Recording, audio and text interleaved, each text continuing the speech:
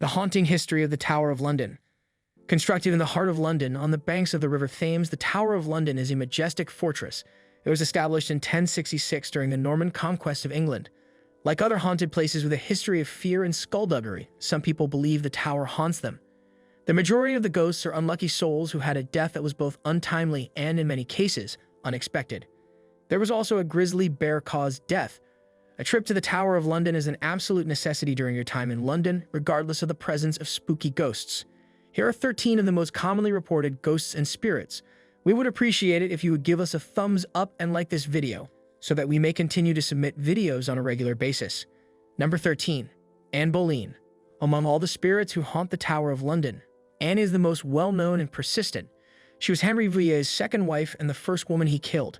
We see her walking through the halls with a headless body on the Tower Green where her execution took place, and in Street Peter ad Vincula, her final resting place. Number 12. Henry VI. In a Game of Thrones that took place in real life, he was the one who met his end.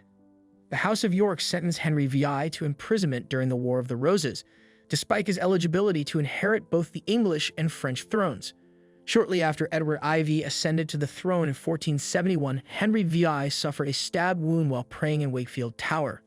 Ever since then, his presence has continued to haunt the tower at this very moment. At exactly the stroke of midnight, he makes his appearance. Number 11. Lady Jane Grey. She was only queen for 9 days when Mary Tudor, sometimes known as Bloody Mary, and Lord Guildford Dudley, who was married to Lady Jane, put her to death. They proposed the Anglican Mary, sometimes known as Jane, as an alternative to the Catholic Mary. You can see the specter of Lady Jane Grey strolling the battlements, appearing to be a single and lonely woman. Number 10. Lord Guildford Dudley. Lord Guildford Dudley haunts Beauchamp Tower, appearing in his cell and wiping away his tears late into the night. Additionally, reports suggest that Lord Dudley carved the name Jane into the wall. Number 9. Margaret Pole, Countess of Salisbury. Margaret's execution was one of the most horrific and bungled executions in world history. When she arrived at the scaffold for her decapitation, she refused to kneel, declaring, "This is what traitors do, and I am not one." The executioner was about to decapitate the countess. She ran away when the executioner raised his axe, and he pursued her all the way around the scaffolding, cutting at her till she died a bloody death. Tower Green's spectral screams still echo, and a few tourists claim to have witnessed a spectral reenactment of the chase that took place there. Number 8. The White Lady. The White Lady's identity is unknown, but she is known to haunt the White Tower as a ghost. Her presence is typically signaled by an overpowering odor of inexpensive perfume, so potent that it has caused a number of people who have visited the tower to become ill. A few guests have reported feeling a tap on their shoulder only to turn around and see nothing but a sliver of white. Number 7.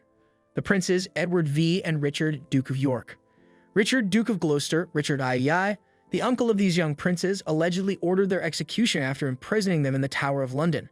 The discovery of 2 young boys' bones beneath the steps occurred in 1674. Most people assumed the missing youngsters were the princes, and Westminster Abbey subsequently buried the bones regally. In the White House, there are frequent sightings of the figures of 2 missing young boys dressed in nightshirts and holding hands. People report observing them playing on the battlements and hearing children laughing while they were there. Number 6. Sir Walter Raleigh. The Tower of London held Sir Walter Raleigh captive twice, once for a secret marriage and twice for treason. Following his execution, his spirit began to roam the bloody tower, the site of his captivity, as well as the battlements now known as Raleigh's Walk. Number 5. The Grey Lady. Although her true identity is unknown, the Grey Lady is a well-known resident of the Queen's house. Her current identity is unknown. Female visitors are the only ones who will be able to see the Grey Lady. Number 4. Arbella Stewart. King James I denied his approval for William Seymour, the nephew of Lady Jane Grey, to marry Arbella. James I imprisoned Arbella in the Tower of London, both because he was incensed by the insult and because he saw the marriage as a potential danger to his ruling position. She passed away in 1615. Different sources suggest that she either stopped eating or was murdered. You can find her at Queen's House. Number 3. Guy Fawkes. Reports claim that the council chamber in the White Tower, where Guy Fawkes was preparing for his death, can hear his screams and cries. Number 2. A smothering force. Although there have been reports of hearing a variety of ghostly creatures over the years, such as horses, lions, and monkeys, only one of these animals has ever been seen in person.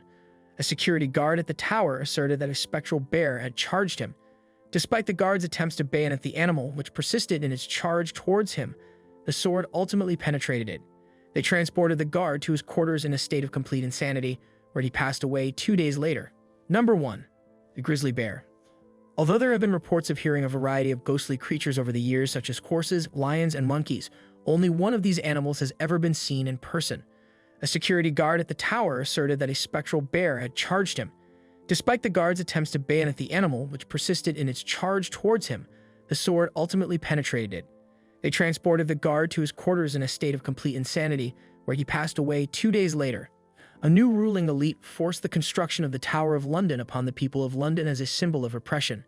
The people despised this emblem.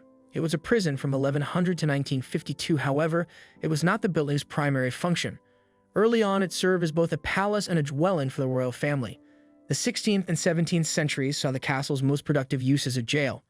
During this period, the tower accommodated a large number of figures who had fallen into disgrace. Spend some time in the Tower of London today to immerse yourself in its rich history, hear its legends, and possibly catch a glimpse of a resident spirit. You can view vacations in England here. We appreciate you watching. We'd appreciate it if you could subscribe to our YouTube channel.